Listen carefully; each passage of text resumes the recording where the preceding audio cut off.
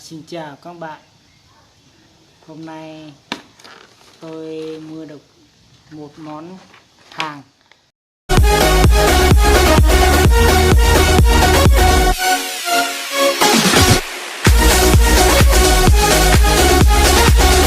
Để cho các bạn xem.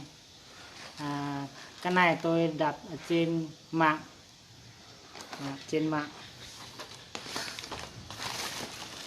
Đây ạ.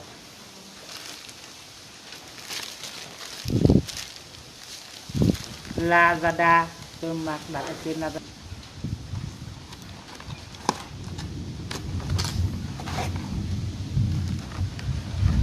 Chào các bạn, hôm nay tôi mua được một món hàng. Tôi muốn giới thiệu cho các bạn cùng nhau xem, cùng nhau để khám phá cái này. Sau này các bạn có muốn mua thì có thể tìm hiểu. Tôi đặt ở trên mạng Lazada. Tôi nhận từ hôm Chủ nhật rồi. Đến hôm nay tôi mới mở. Nhưng mà lúc tôi đặt thì tôi đặt trên mạng, nhưng mà tôi đặt rồi thì người ta họ gửi về không đến nhà. Tôi phải đi đến bưu điện ở trên bưu điện để lấy. Nhưng mà tôi cũng không được thử về nhà, tôi test thử cho mọi người xem có được không nhá. Cái này là một, đây các bạn nhìn có thể nhưng các bạn biết được cái này là cái gì. Đấy. Bên nào không được. Đây là đèn led. Có thể mình đọc sách, học bài buổi tối hoặc là trong nhà tối thì mình có thể cắm nó lên cho được sáng, cho thử cho các bạn xem có được không.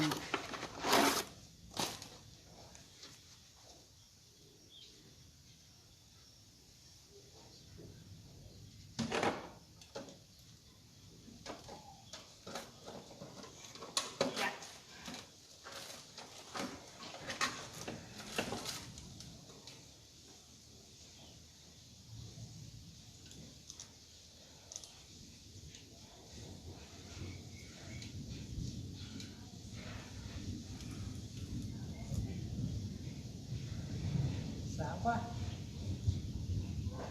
các bạn ơi, sáng quá. Được đấy, rất là sáng chói luôn. Cái này phải để tầm xa, sáng lắm. Nên để ban tối thì mình có thể để xa cho một chút xíu để cho vang.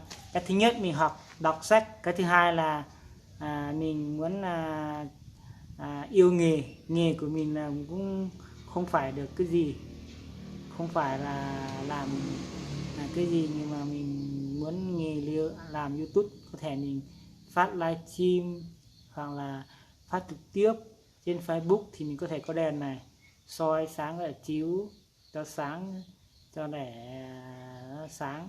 Không thì tối trong nhà này hơi tối không nhìn thấy đó. Các bạn sẽ tắt đi nha.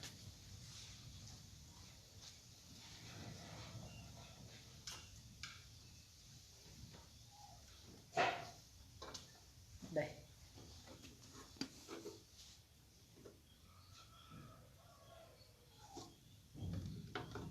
cũng tương đối là nặng.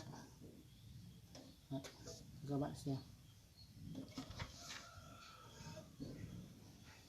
Đây, có thể có cả ốc vật này.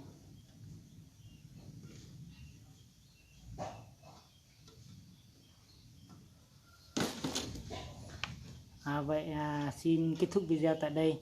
Mọi người có thể tham khảo, sau này muốn mua hay là mua trên mạng Lazada hoặc là sen đỏ cũng được.